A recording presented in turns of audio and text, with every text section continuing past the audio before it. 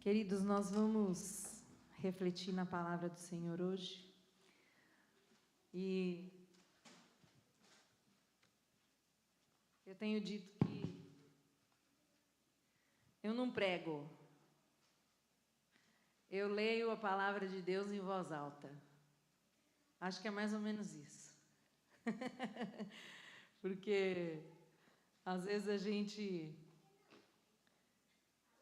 acaba confundindo as coisas, mas eu quero sempre lembrar que o que eu faço aqui é só ler a palavra em voz alta, porque é só a palavra dele que faz algum efeito em nós, é só essa palavra.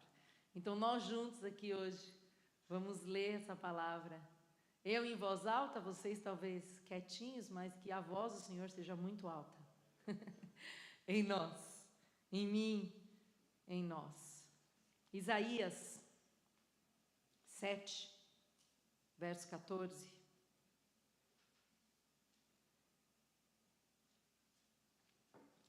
Nós vamos falar sobre o Emanuel. Profeta Isaías, capítulo 7, verso 14. Nós vamos falar sobre o Emanuel. Por isso o Senhor mesmo dará a vocês um sinal. Eis que a virgem ficará grávida, dará à luz um filho e o chamará Emanuel. Nós estamos finalizando a leitura bíblica e eu decidi usar uma estratégia diferente. A gente está usando ali, cada dia alguns versos de livros diferentes, mas eu resolvi pegar tudo que está faltando e ler os livros inteiros, porque eu acho que vai facilitar. Então, esse ano aqui, a minha proposta é que a gente leia não mais esse plano que a gente leu esse ano, que a gente está acabando de ler, que foi muito edificante, mas eu gostaria de propor a vocês que nós lêssemos a Bíblia de novo. Acho que esse é o segundo ano, terminamos o segundo ano lendo a Bíblia juntos, mas que esse próximo ano a gente leia, mas a gente leia os livros inteiros. Então, inclusive, já achei um plano, a Nicinha prefere assim, E eu já encontrei um plano para a gente ler assim. Então, se Deus quiser, dia 1º de janeiro a gente vai voltar. Vamos ler de novo a Bíblia, mas agora desse jeito. E eu acho muito interessante. Então, essa semana, um dos dias da semana, eu li o livro de Isaías todo. E, gente, é muita riqueza, são 66 capítulos, se eu não me engano, não lembro agora, acho que são 66, 66. E assim, que poder, quanta revelação do Pai, que tremendo. E enquanto eu lia, uma das coisas que me chamou a atenção foi esse verso. O verso da revelação da chegada de Cristo. O Deus Emanuel. Emanuel, como todo mundo sabe, significa Deus conosco. O Deus conosco, Deus entre nós. E a gente sabe que essa profecia se cumpriu com a chegada de Jesus. Jesus veio de uma maneira muito simples, de uma maneira muito diferente do que era esperado para o povo todo, mas ele veio e ele ocupou um lugar físico na terra. Então Deus resolveu, por graça e misericórdia, ocupar um lugar físico aqui, um lugar entre nós. Jesus foi contado no censo, Deus foi contado no censo, pensa bem. E ele ocupou um lugar no espaço para cumprir um propósito. Ele escolheu estar entre os mortais. O imortal resolveu estar entre os mortais. Então, ele veio fisicamente, ele veio em carne, ele se diminuiu e a humanidade conheceu Deus em carne. Para pensar, que coisa tremenda que é essa. Então, e ele veio como um filho de Deus, e a gente vai entender depois por que ele veio como um filho, foi para ensinar a gente, mas esse filho de Deus estabeleceu um parâmetro completamente diferente diferente das expectativas das religiões, né, das tradições das religiões, inadequado à cultura, inadequado a tudo que parecia já estabelecido pela religião. Mas esse Filho de Deus, esse Deus Emanuel, Deus entre nós, Deus conosco, veio para nos mostrar e para nos provar que é possível viver aqui nessa carne.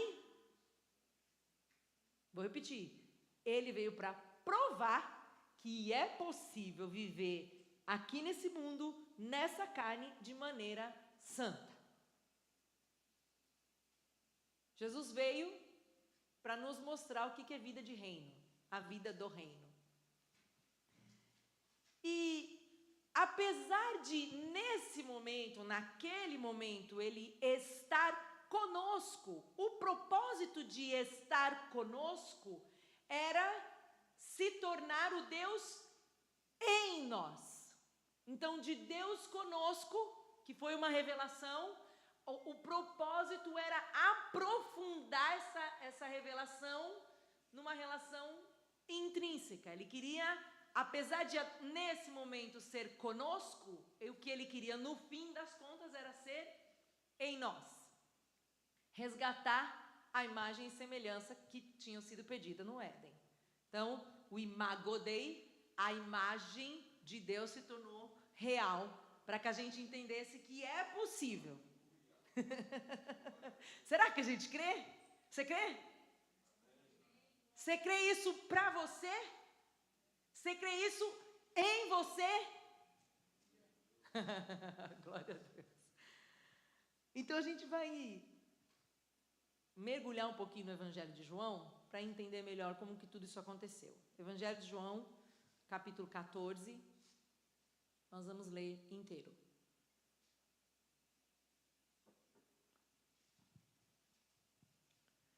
Vamos lá? João 14. Que o coração de vocês não se perturbe. Creiam em Deus, creiam também em mim. Na casa do meu pai há muitos aposentos. Se não fosse assim, eu teria dito que vou preparar lugar para vocês. Quando eu for e preparar lugar, voltarei e os levarei comigo para que vocês estejam onde eu estiver. Vocês sabem o caminho para onde eu vou? Tomé lhe disse: Senhor, não sabemos para onde vais.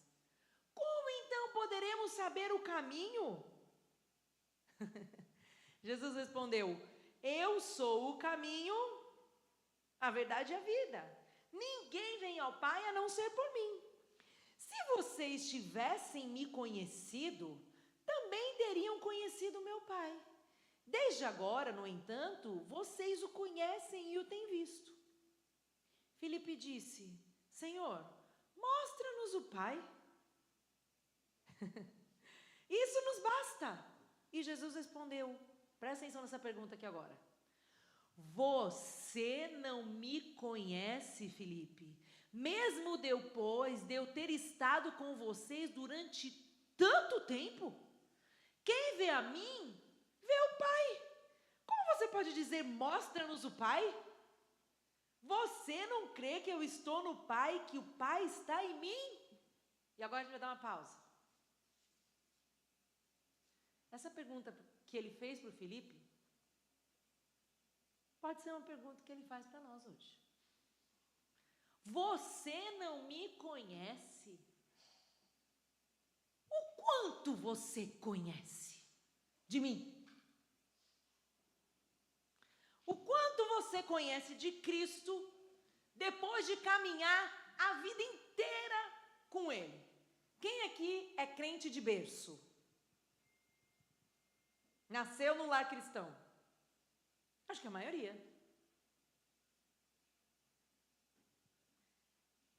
Quem não é crente de berço? Porque ser crente de berço não significa nada. Agora a gente já sabe disso.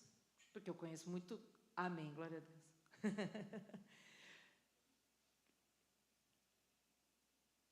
Você não precisa ser crente de berço para ser convertido.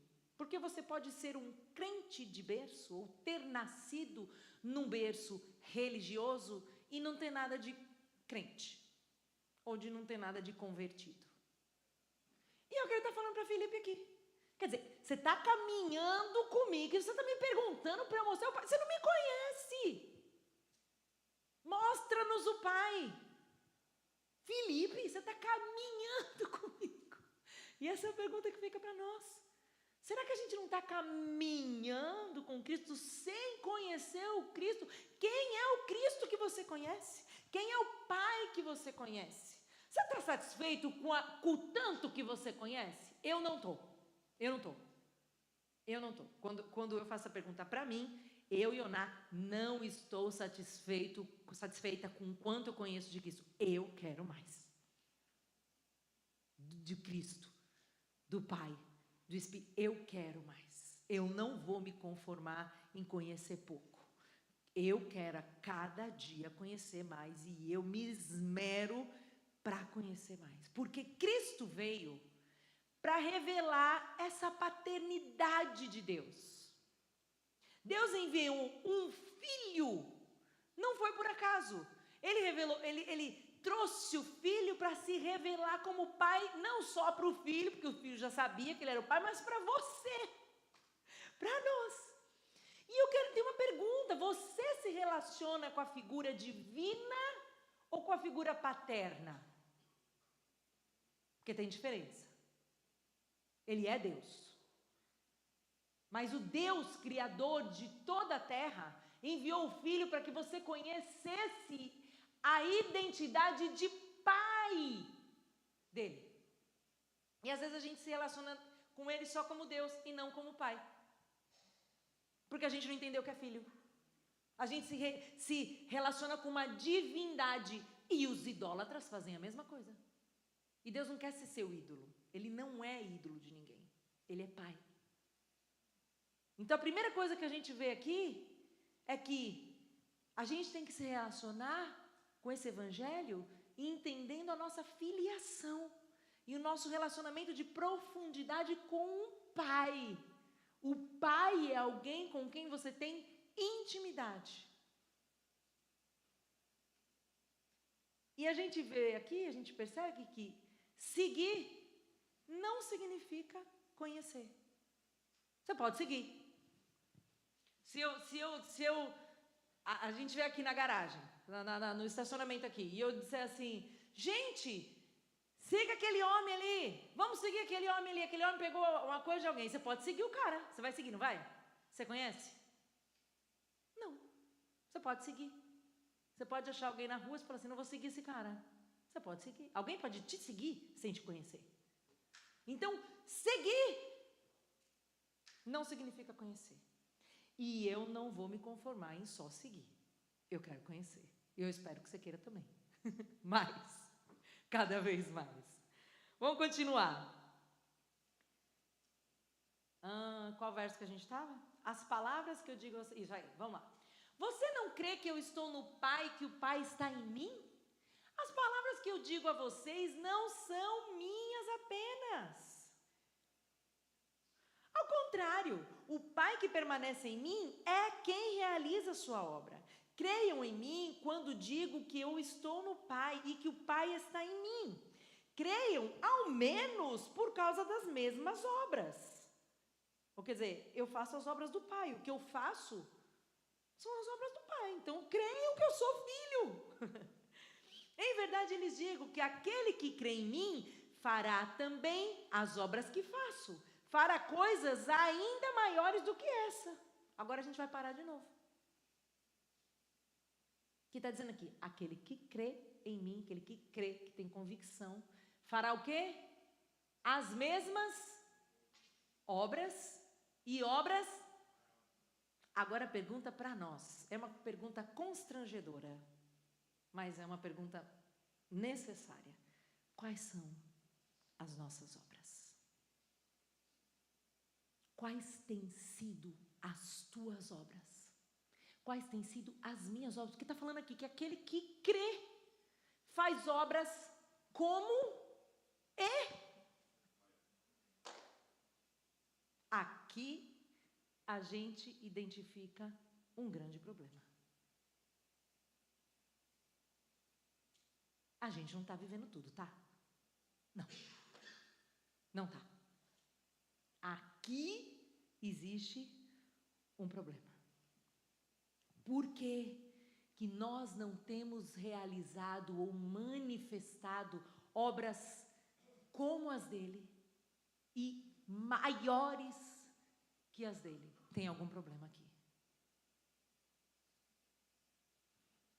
Em verdade lhes digo que aquele que crê em mim fará as obras que eu faço, fará coisas ainda maiores do que essas, porque eu vou para o Pai. Quer dizer, eu não vou estar aqui pessoalmente. Então, se você quiser cumprir seu propósito, eu não vou estar, mas você vai. E o que a gente está fazendo? Próximo. E farei o que vocês pedirem em meu nome, para que o meu Pai seja glorificado no Filho. O que vocês pedirem em meu nome, eu o farei. Agora, eu tenho uma pergunta para vocês. Outra. Eu sei que eu faço muitas perguntas. Você já pediu alguma coisa em nome de Jesus e essa coisa não aconteceu? Eu já. Vou repetir. Você já fez alguma oração falando em nome de Jesus no final e essa coisa que você pediu não aconteceu? A Bíblia é mentira? Não. O problema é que nós entendemos errado.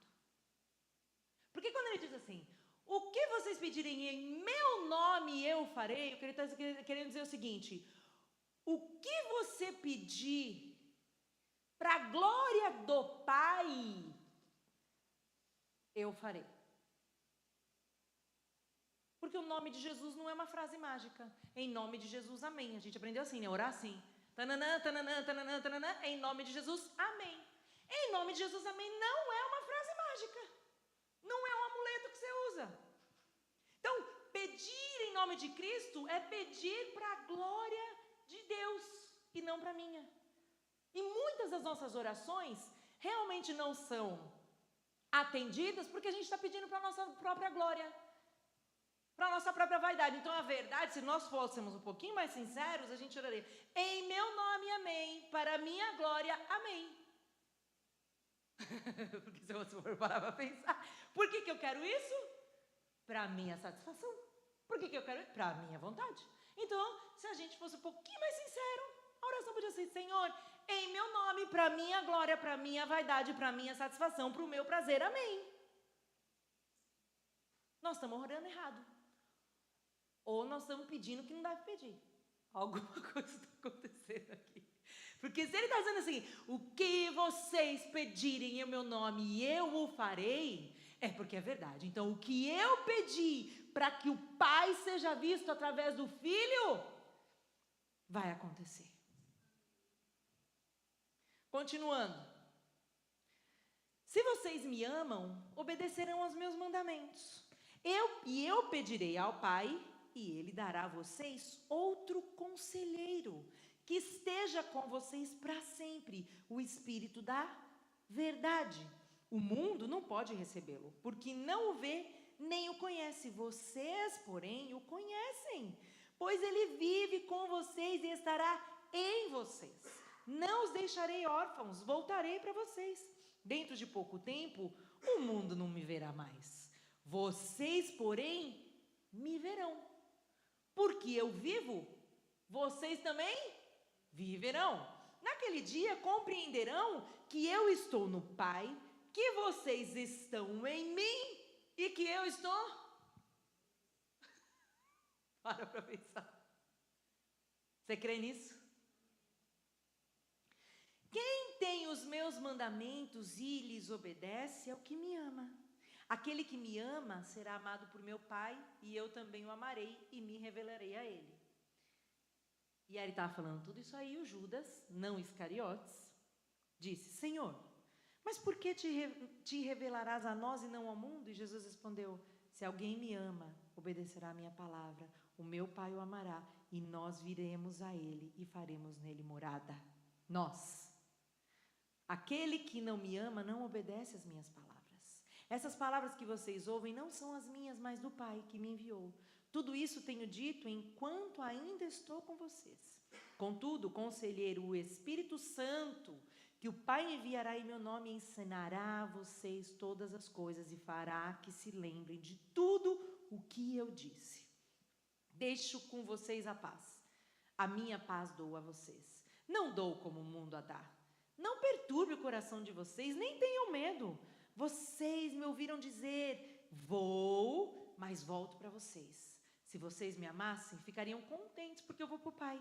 Pois o Pai é maior do que eu. Isso eu digo agora, antes que aconteça, para que quando acontecer vocês creiam. Já não falarei muito com vocês, pois o príncipe desse mundo está vindo. Ele não tem domínio nenhum sobre mim. Contudo, faço o que o Pai me ordenou, para que o mundo saiba que eu amo o Pai. Levantem-se, vamos daqui. E agora a gente vai ler João 16, do 5 ao 11. Passa um pouquinho para frente aí. Agora que vou para aquele que me enviou, nenhum de vocês me pergunta, para onde vais? Por causa do que eu disse, o coração de vocês se encheu de tristeza. Contudo, porque eles ficaram tristes que Jesus ia embora. Na cabeça deles, Jesus ia embora.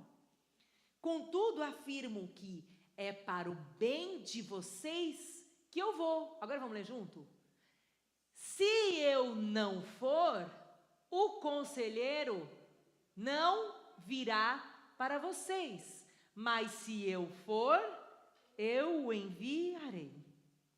Quando ele vier, convencerá o mundo do pecado, da justiça e do juízo. Do pecado porque os homens não creem em mim, da justiça porque vou para o Pai, e vocês não me verão mais. Do juízo porque o príncipe deste mundo já está condenado. A gente está falando tudo isso para falar sobre o Natal. Hoje ainda não é o culto de Natal, mas é o mês do Natal. E a gente vai precisar refletir um pouquinho sobre isso, para encarar esse Natal de um jeito diferente. É lindo celebrar Natal. Eu amo Natal, amo luzes, amo árvore, amo tudo que é lindo de Natal. Música.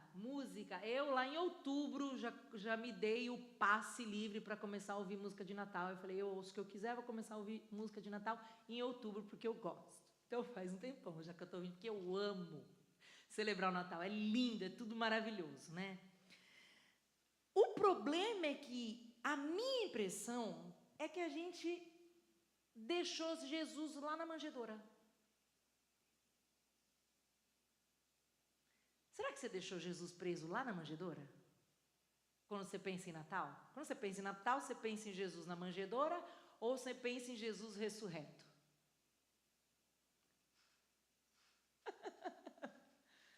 Porque às vezes a gente prendeu Jesus lá na tua cabeça, você prendeu Jesus naquela manjedoura, está naquele presépio até hoje. E a obra dele foi muito maior. E esses dias eu estava pensando, né? O Deus Emanuel, o Jesus que veio aqui. Com quantas pessoas Jesus conviveu? Eu não sei bem, eu acho que ninguém sabe provar isso, mas mais ou menos. Ele conviveu lá com os discípulos, ele conviveu com os 70 depois, né? Ele foi visto e ouvido pela multidão, então, pelo menos 5.000 homens, mais o quê? Mulheres e crianças. Então vamos pensar, o povo tinha filho lá, hein?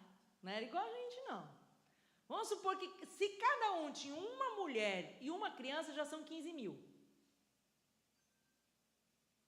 Então vamos supor aí por baixo, 15.000 pessoas que viram o Deus Emanuel, testemunharam fisicamente essa figura, certo?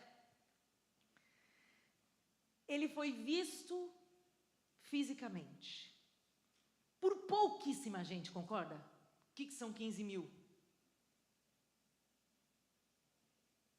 Quantos milhões hoje? 8? 8 bilhões mais ou menos 8 bilhões de humanos.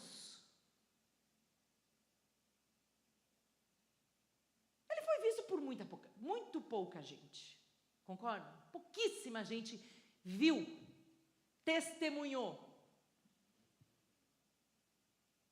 Agora, ele saiu desse espaço físico para ser e viver em nós. Quer dizer, a mensagem da cruz é muito maior do que o Natal apenas conta. Porque ele foi visto por um pedacinho assim da humanidade, mas agora a proposta dele era viver em toda a humanidade. Agora toda a humanidade pode conhecer a Cristo pelo Espírito.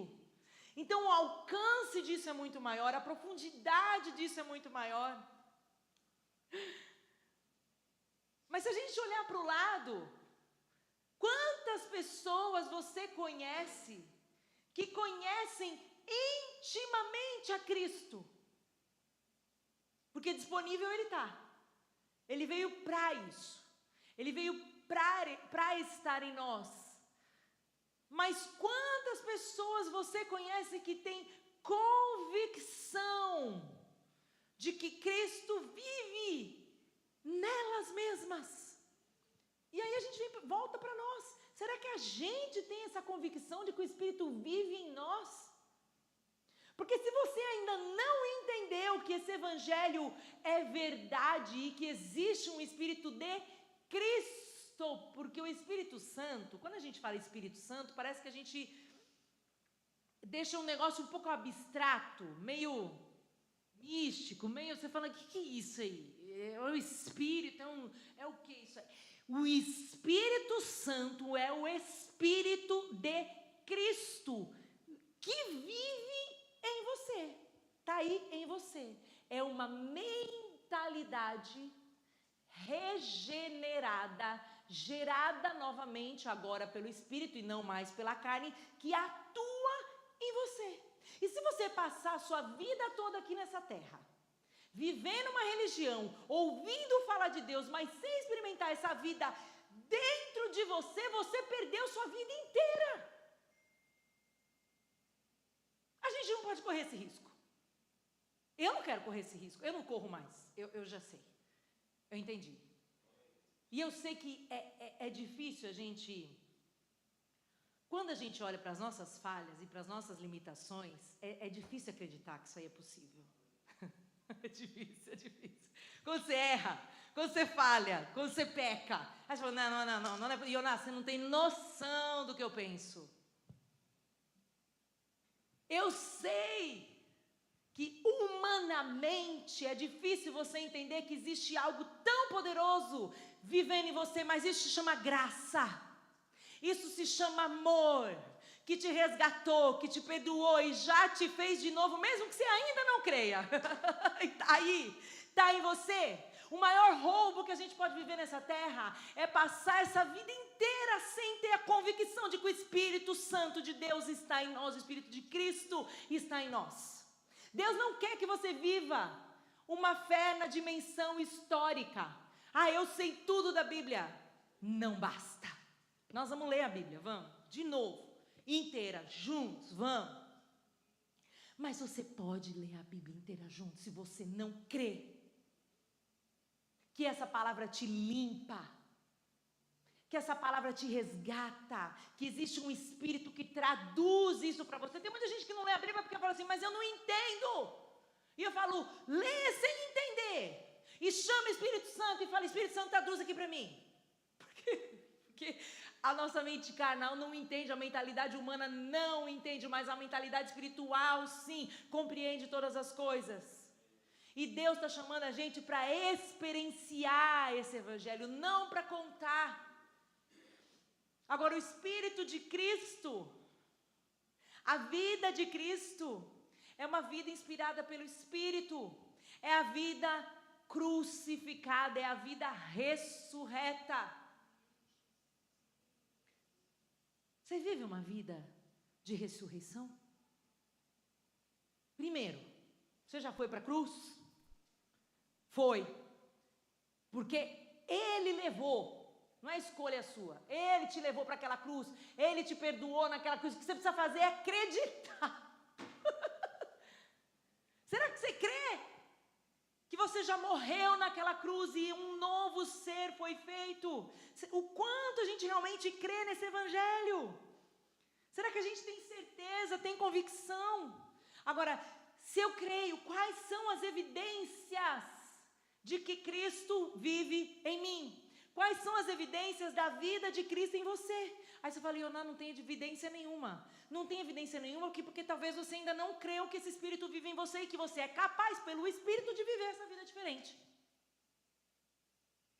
Então, sabe o que é a minha impressão? É que contaram uma história pra gente, mas não contaram tudo.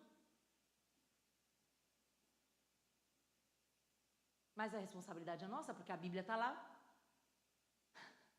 Tem alguém aqui que não tem acesso à Bíblia? E a gente busca. E a gente mexe.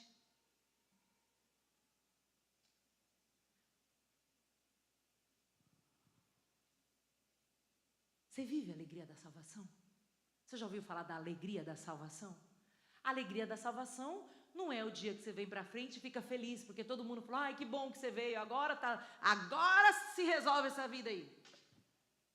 A alegria da salvação não é o dia do batismo, que você vai lá e testemunha, é maravilhoso. No batismo você testemunha de Cristo, você testemunha que você morreu e que você ressuscitou com Cristo, maravilhoso. Mas a alegria da salvação não é naquele dia, a alegria da salvação é uma coisa que acontece aqui sempre. É o que o Salmo pregou semana passada, é a felicidade.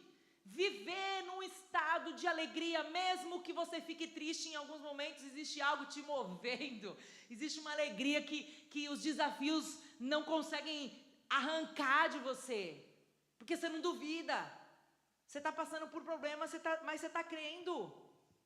Agora, você tem vivido a alegria da salvação, ou a sua vida é pautada no medo, na angústia? Você vive angustiado? Eu queria te dizer, talvez você não tenha entendido tudo. E eu vou repetir, pode ficar triste? Pode. Pode se decepcionar? Pode. Pode chorar? Pode. Mas isso não arranca a alegria da salvação, a certeza da salvação, a intimidade que você tem com o Senhor. Mas a minha impressão é que a gente está igual criancinha no Natal, esperando presentinho de Natal.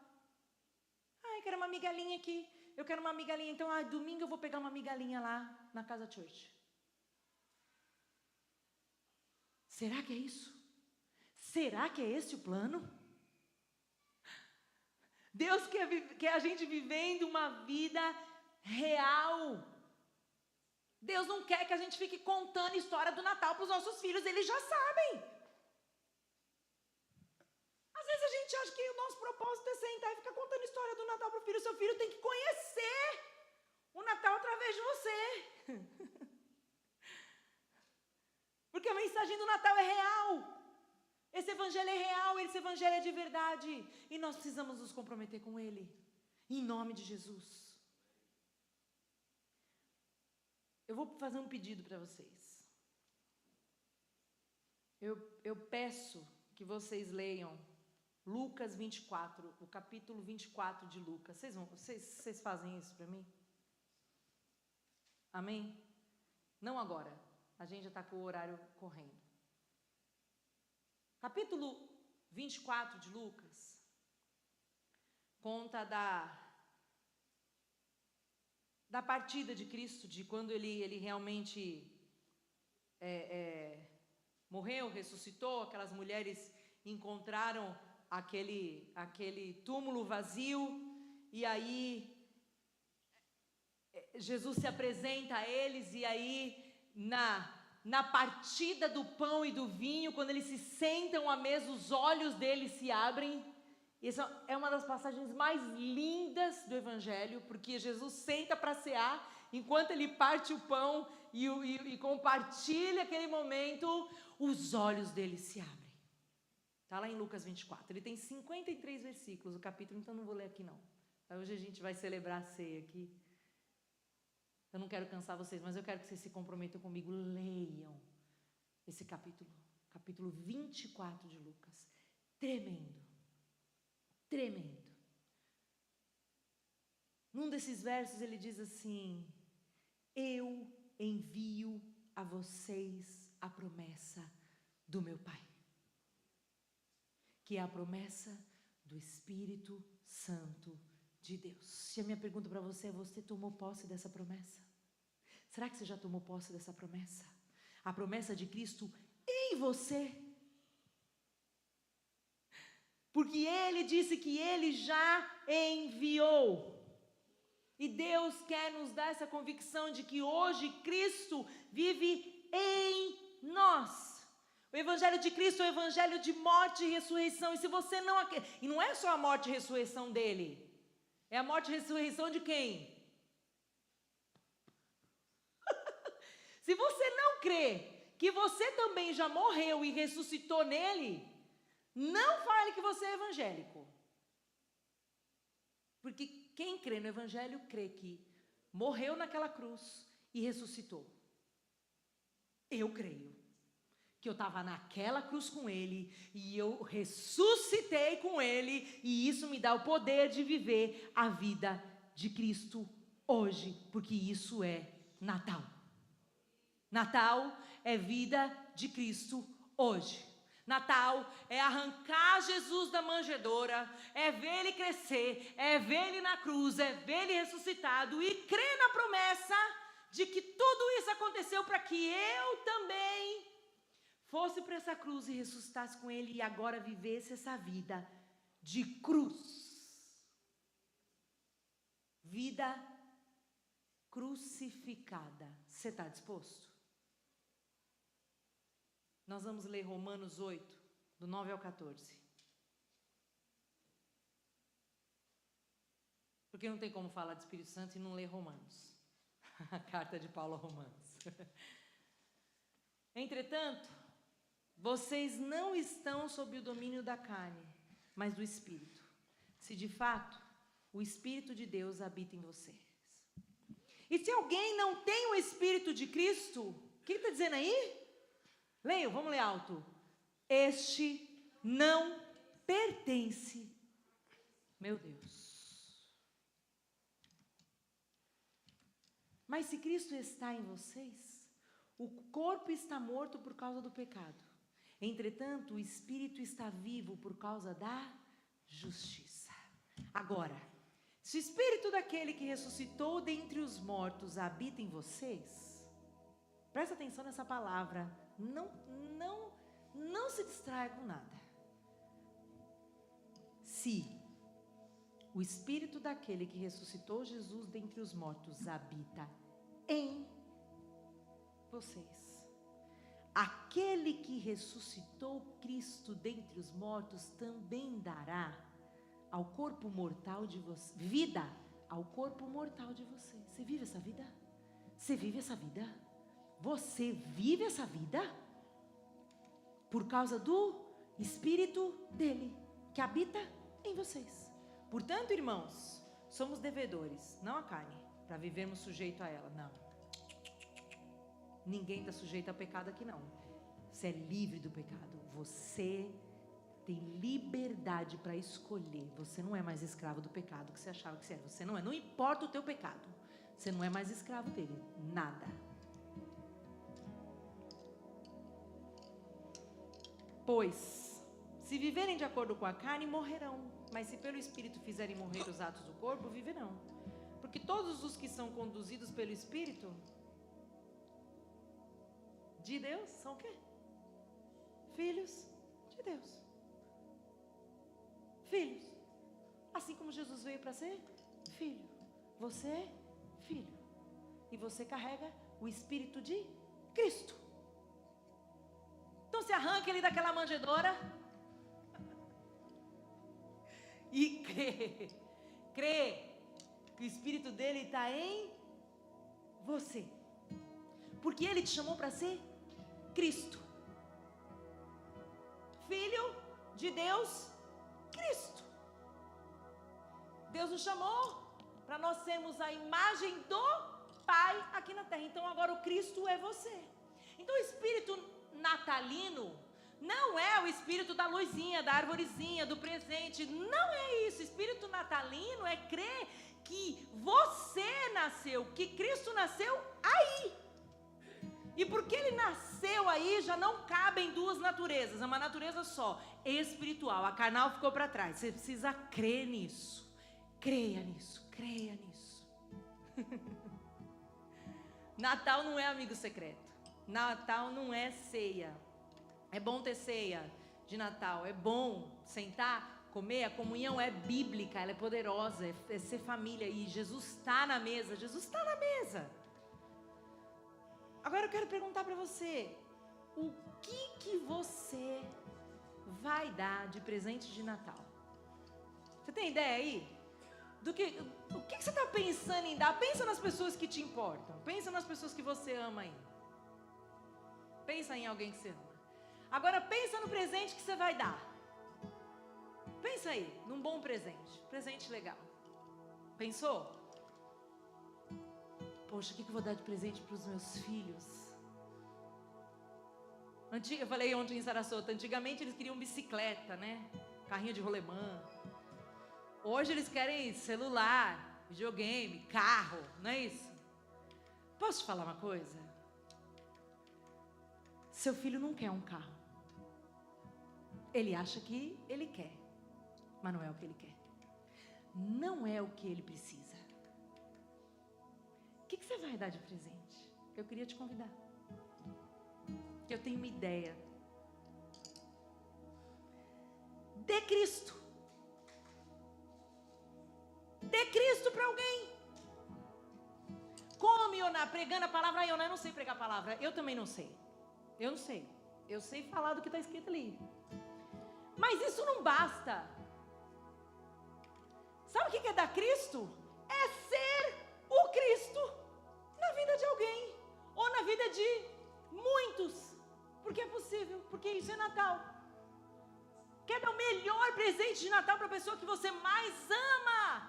Seja Cristo na vida dela. Seja um pai Cristo. Seja uma mãe Cristo. Seja uma filha Cristo. Seja um filho Cristo. Você já pensou que você pode ser filho Cristo na vida da sua mãe, na vida do seu pai?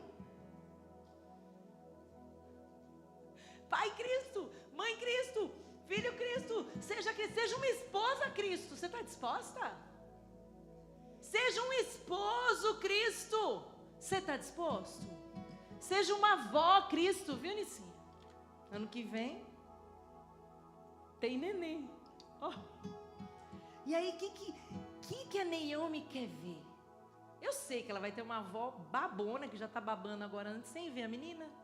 Imagina. Você vai estar aqui, viu, querida? Com a gente ainda. Existe vida pós... como é que chama isso? Pós-maternidade da filha. E a Nicinha, ela mima os nossos filhos. Desde que eu cheguei aqui, faz 11 anos que eu cheguei aqui, ela mima minhas filhas desde lá. Imagina o que ela não vai fazer com essa neném. Só que sabe o que ela mais quer? Uma avó Cristo. Sabe o que o Dave quer? Uma esposa Cristo. Sabe o que o Rodrigo quer? Uma esposa Cristo. Sabe o que a irmã Emília quer? Um marido Cristo. Sabe o que o meu marido quer? Uma esposa Cristo. E eu espero que eu consiga ser um Cristo na vida do meu marido.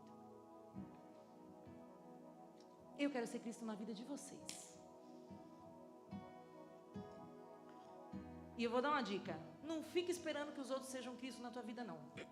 Não crie expectativa. Porque pode ser que não aconteça. Agora, se comprometa com o que o Senhor te chamou para fazer. Isso é suficiente. Porque quando você fala assim, mas eu vou viver uma vida crucificada, eu vou ser triste. Não, é mentira. A vida crucificada te traz uma alegria que não tem tamanho. Sabe por quê? Porque você está simplesmente cumprindo o seu propósito. E não tem presente maior. A recompensa é a vida dele bombando, é a alegria dele bombando, essa alegria de salvação, é ser filha, saber que é filha, saber... Isso é suficiente.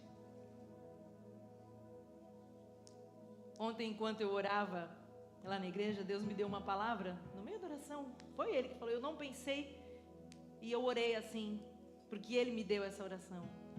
Senhor, que nós sejamos Cristos embrulhados de amor, para quem estiver perto de nós, levando Emanuel, onde quer que a gente esteja. Hoje o Emanuel está aí, dentro, para ser expresso fora. Isso é Natal. Amém? Vamos orar? Quem está feliz aqui? Por saber que o Cristo está bombando aí. Deixa, dá liberdade para o Cristo que está aí em você. Não briga com Ele não, não tenta segurar Ele não, deixa Cristo fluir, porque Ele está aí. Ele não te olha como você se olha, Ele não me olha como eu me olho, não. E aos poucos, quanto mais você se aproxima dele, quanto mais você se aproxima dessa palavra, mais ele vai te limpando e vai trazendo mais convicção de que ele vive aí, e que porque ele vive aí, ele é capaz de te usar para fazer coisas como as que ele fez e maior do que ele fez. Se aproprie dessa verdade em nome de Jesus, amém? Pai, nós te agradecemos pela tua palavra viva, cheia de vida, cheia de graça, cheia de esperança, cheia de amor. Obrigada. A minha oração é que nós tenhamos cada vez mais convicção dessa verdade, que nós possamos nos apropriar desse Espírito de Cristo que vive em nós, que está em nós, e que o mundo veja o Emanuel através de nós, porque isso sim é um Feliz Natal, isso sim é um Natal feliz. Nunca mais nos deixe confundir isso, porque foi grande, profundo, poderoso. Em nome de Jesus, para a tua glória. Amém, Pai.